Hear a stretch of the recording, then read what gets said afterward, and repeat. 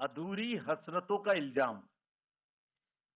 अधूरी हसरतों का इल्जाम हर बार हम पर लगाना ठीक नहीं। ये ईवीएम कह रही है, मैं नहीं कह रहा हूं। अधूरी हसरतों का इल्जाम हर बार हम पे लगाना ठीक नहीं। वफा खुद से नहीं होती, खता ईवीएम की कहते हो। और और बाद में गोया जब परिणाम आता है तो उस पर कायम भी नहीं रहते। आप ही के पक्ष में रिजल्ट आ जाता है। ये क्या बात है भाई? कितने दिन? EVMs are 100% safe. संविधान की शपथ ली जाती है ताकि देश कार्यों में वचन को निभाया जा सके। लेकिन आज के युग में न शब्द हृदय तक जाते हैं और न ही देश कार्य में वो वचन निभाए जाते हैं। सी राजीव कुमार ने बड़े ही शेरो शायरी के अंदाज में कुछ समय पहले ये कहा था कि जैसे ही देश में आचार संहिता लागू हो जाएगी, वैसे ही कोई भी व्यक्ति, चाहे वो किसी भी पोजीशन पे क्यों ना हो, अगर आचार संहिता का उल्लंघन करते पाया गया तो उसको बख्शा नहीं जाएगा। My appeal to the political parties again. We are very committed for ethical political discourse. I would like parties to again appeal that please maintain decorum in campaigning and refrain from abuses and personal attacks. राजनीतिक दलों को बहुत personal attack से बचना चाहिए। में फर्क नजर आ रहा है साफ साफ। आचार संहिता के लागू होने के बाद नेता लोग अपने भाषणों में, अपने कैंपेनिंग में धार्मिक विषयों का प्रचार कर रहे हैं।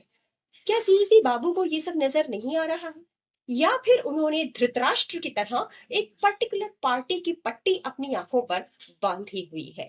2024 का जो इलेक्शन है वो ईवीएम से होना चाहिए या बैलेट से, यानी मशीन से या ठप्पे से? ठप्पे से होना चाहिए। क्यों? क्योंकि वो ज्यादा बेटर लगते हैं, क्योंकि उसमें पता तो रहती है कि हाँ भाई हमने वोट दिया है। मशीन में क्या है कि जिसको भी वोट दे रहे हैं वो दूसरे उसको जा रहा है, ये मतलब जिसको दे रहा है उसको नहीं जा रहा, किसी और को जा रहा है। तो नीतीश जी, आपके हिसाब से जो 2024 का लोकसभा चुनाव है वो ईवीएम के थ्रू होना चाहिए या बैलेट से?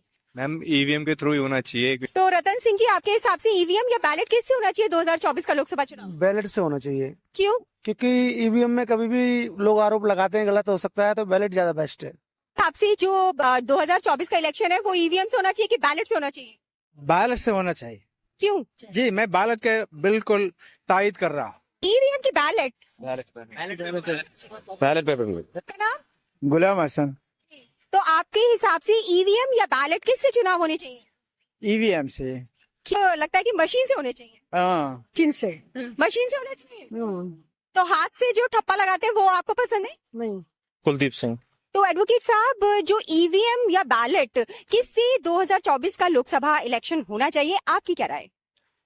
मेरी राय ये है कि जो भी इसको लेके इश्यूज बन रहे हैं, इलेक्शन कमीशन हमारा एक कॉन्स्टिट्यूशनल बॉडी है and it is very much authorise कि उसको सभी दलों को एक साथ लाके उनकी जो डाउट्स हैं उनको क्लियर करे, ताकि एक जो विश्वास एक ऐसी संवैधानिक संस्था में लोगों का होता है वो बरकरार रहे। तो उस पर मुझे लगता है कोर्ट में भी, अभी सुप्रीम कोर्ट में भी वो चल रहा है, एक एसएलपी डाली गई है, तो कोई सोल्यूशन निकलेगा। फिर मुझे बदर साहब का एक शेर याद आता है, दुश्मनी जमकर करो लेकिन ये गुंजाइश रहे। दुश्मनी जम के करो लेकिन ये गुंजाइश रहे, जब कभी हम दोस्त हो जाएं तो शर्मिंदा ना हो। और वैसे भी आजकल जल्दी जल्दी दोस्त बनना और जल्दी जल्दी दुश्मन बनने की प्रक्रिया थोड़ी ज्यादा चल रही है। Be civilise during the election, this is what is our advice. और एक बार जब लड़ाई झगड़ा होता है ना तो प्रेम का धागा टूट जाता है। रहीम ने कहा था, रहीमन धागा प्रेम का मत तोड़ो छिटकाए, टूटे से फिर ना मिले गांठ पड़ जाए। तो क्यों ऐसी गांठ बांधनी है? थोड़ा प्यार मोहब्बत से कैंपेनिंग करें, शोर शराबा कम हो। अब सबकी नजर ये है कि आने वाले लोकसभा चुनाव 2024 में ईवीएम और वीवीपैट का सही से इस्तेमाल हो रहा हो, ताकि हर वोटर अपने वोट के अधिकार का सही से उपयोग कर पाए, और सबसे बड़ी बात कि हर वोटर को वीवीपैट की पर्ची मिल पाए।